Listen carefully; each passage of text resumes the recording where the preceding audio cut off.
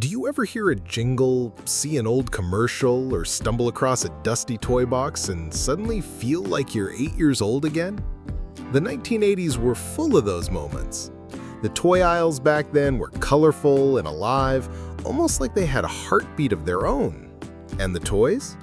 They weren't just things you played with. They were friends, adventures, and dreams, all packed into plastic, fabric, or sometimes even glowing lights.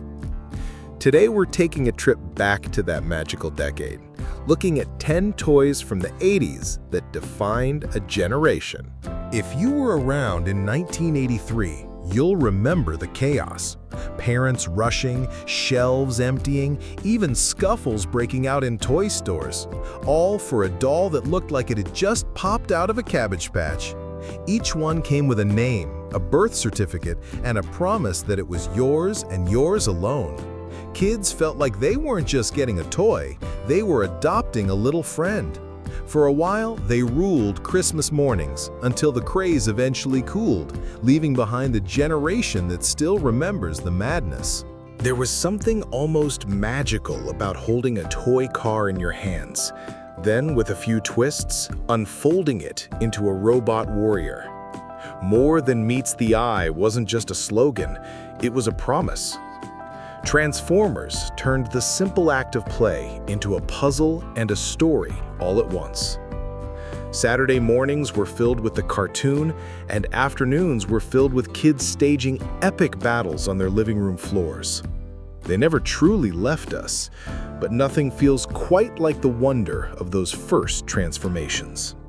For many kids, Teddy Ruxpin was the first toy that really seemed alive. You'd pop in a cassette, and suddenly this soft, cuddly bear was blinking, moving his mouth, and telling you a story. It felt like magic, like having a best friend who never got tired of reading to you. Of course, tapes wore out, and animatronics lost their charm as newer gadgets came along. But for kids in the 80s, Teddy was a bedtime companion unlike any other. The 80s gave G.I. Joe a makeover. The figures were smaller than the originals, but they packed in so much personality. Every kid had a favorite character, complete with their own backstory and gear. You'd pit them against Cobra, build bases out of couch cushions, and dream up adventures bigger than Saturday morning TV. By the 90s, tastes shifted, and Joe slowly faded from the spotlight. Still, for many kids, he was the ultimate action hero of their childhood. These weren't just ponies. They were colorful, magical companions you could brush, care for, and line up proudly on your shelf.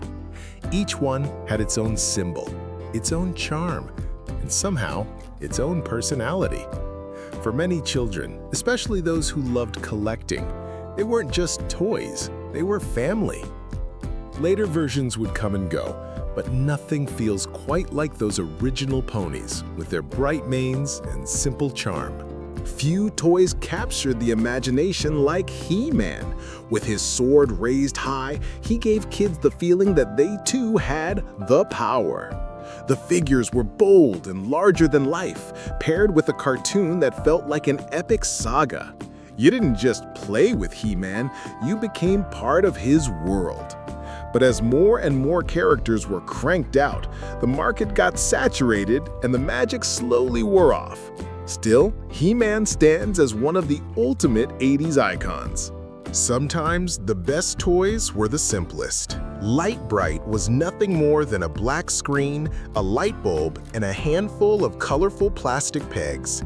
Yet, with those tiny pieces, you could create glowing masterpieces. The smell of the warm bulb, the click of the pegs, the slow reveal of your design, it was more than play. It was a little lesson in patience and creativity. And though tablets and apps took over, Light Bright holds a glowing place in our hearts. It looked so innocent sitting there, a cube of bright little squares.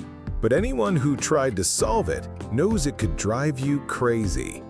The Rubik's Cube was part toy, part challenge, and part obsession. Some kids gave up, others peeled off the stickers, and a few managed to actually solve it. Holding that perfect cube in your hands felt like a victory. The 80s made it a worldwide craze, and though it's still around today, those early years made it legendary.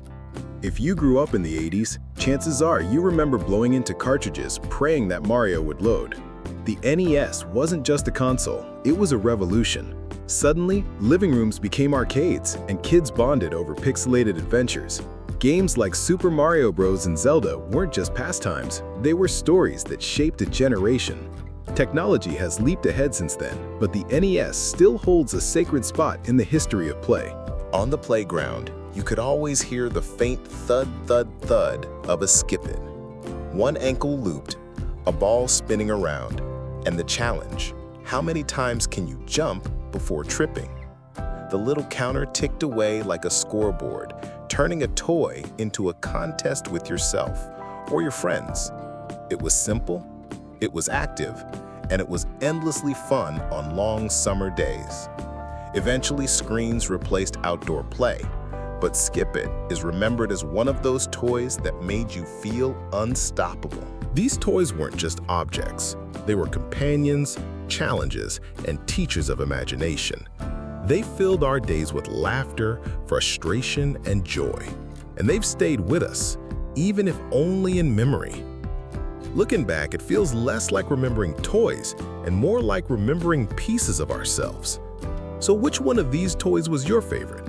Or maybe you had a different one that defined your childhood. Share your stories in the comments. We'd love to hear them. And if you enjoyed this trip back in time, don't forget to like, subscribe, and join us for more memories on American Rewind.